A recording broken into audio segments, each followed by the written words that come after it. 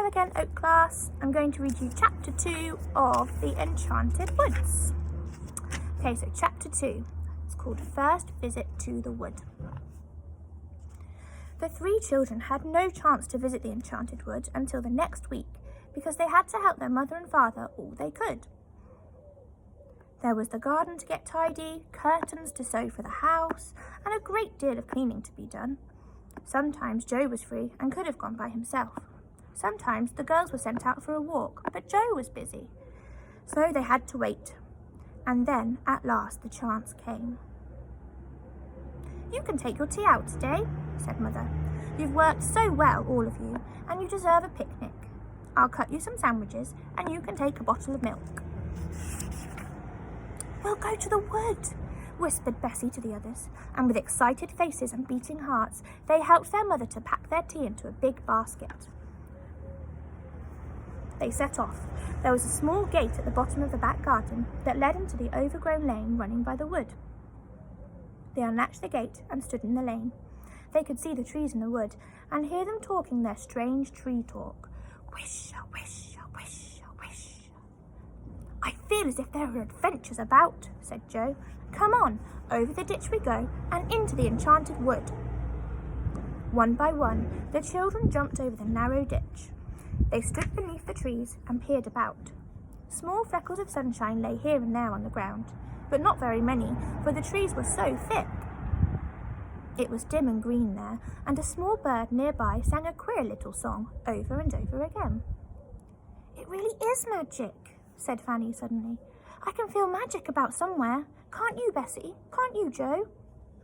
"Yes," said the others, and their eyes shone with excitement. "Come on." They went down a little green path that looked as if it had been made for rabbits.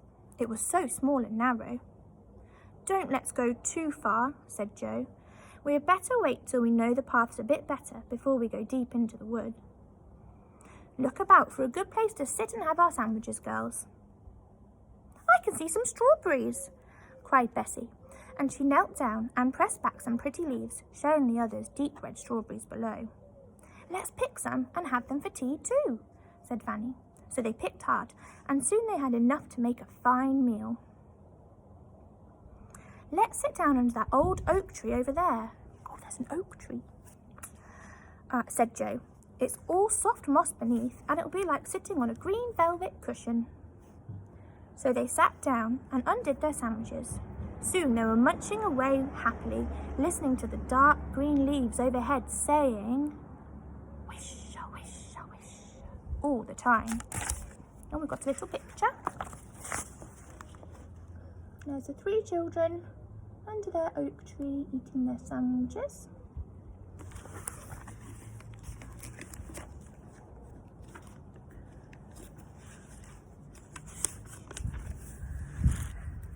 And it was whilst they were in the middle of their tea that they saw a very peculiar thing. Fanny noticed it first. Not far off was a clear piece of soft grass. As Fanny looked at it, she noticed bumps appearing on it. She stared in surprise. The bumps grew. The earth rose up and broke in about 6 places. "Look," said Fanny in a low voice, pointing to a piece of grass. "What's happening over there?" All three watched in silence, and then they saw what it was. 6 big toadstools were growing quickly up from the ground, pushing their way through and rising up steadily. "I've never seen that before," said Joe in astonishment. "Shh," said Bessie. "Don't make a noise. I can hear footsteps." The others listened. Sure enough, they heard the sound of pattering feet and little high voices. "Let's get quickly behind a bush," said Bessie. "Whoever it is that's coming will be frightened if they see us. There's magic happening here, and we want to see it." They scrambled up and crept quietly behind a thick bush, taking their basket with them. They hid just in time, for even as Bessie settled down and parted the leaves of the bush to peep through, there came a troop of small men with long beards almost reaching the ground. "Brownies," whispered Joe. The brownies went to the toadstools and sat down on them. They were holding a meeting. One of them had a bag with him, which he put down behind his toadstool. The children could not hear what was being said, but they heard the sound of the chattering voices and caught 1 or 2 words. Suddenly, Joe nudged Bessie and Fanny. He'd seen something else. The girls saw it too. An ugly, gnome-like fellow was creeping up silently behind the meeting of the toadstools. None of the brownies saw him or heard anything.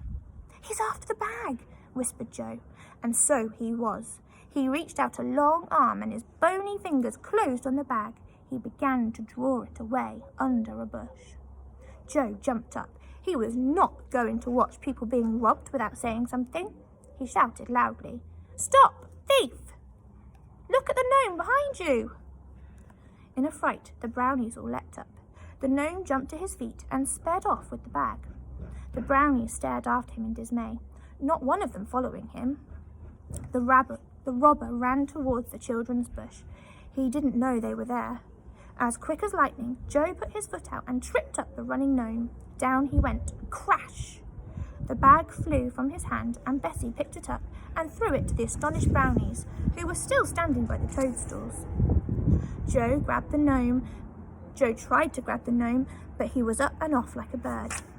The children tore after him. In between the trees they went, dodging here and there, and at last they saw the gnome leap up to the low branches of a great tree and pull himself into the leaves. The children sank down at the bottom, out of breath. "We've got him now," said Joe. "He can't get down without being caught." "Here are the brownies coming," said Bessie, wiping her hot forehead. The little bearded men ran up and bowed. "You are very good to us," said the biggest one. "Thank you for saving our bag. We have valuable papers in there." "We've got the gnome for you too," said Joe, and he pointed up into the tree.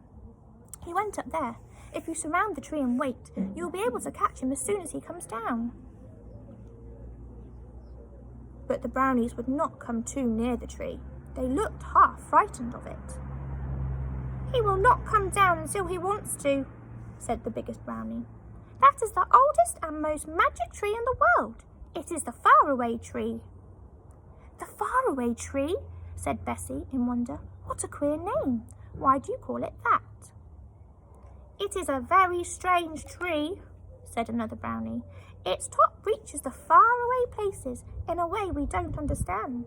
Sometimes its top branches may be in Witchland, sometimes in a lovely country, sometimes in peculiar places that no one has ever heard of. We never climb it because we never know what might be at the top." "How very strange," said the children. "The gnome has got into whatever place there is at the top of the tree today," said the biggest brownie.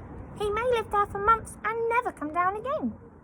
It's no good waiting for him, and it's certainly no good going after him. His name is Creepy because he is forever creeping about quietly." The children looked up into the broad leafy boughs of the tree. They felt tremendously excited. The faraway tree in the enchanted wood. Oh, what magic there seemed to be in those very names. "If only we could climb up it," said Joe longingly. "You must never do that," said the brownies. "It's dangerous. We must go now, but we do thank you for your help. If you ever want us to help you, just come into the enchanted wood and whistle 7 times under the oak tree, not far from our toadstools." "Thank you," said the children, and stared at the 6 small brownies as they ran off between the trees. Joe thought it was time to go home, so they followed the little men down the narrow green path until they came to the part of the wood they knew.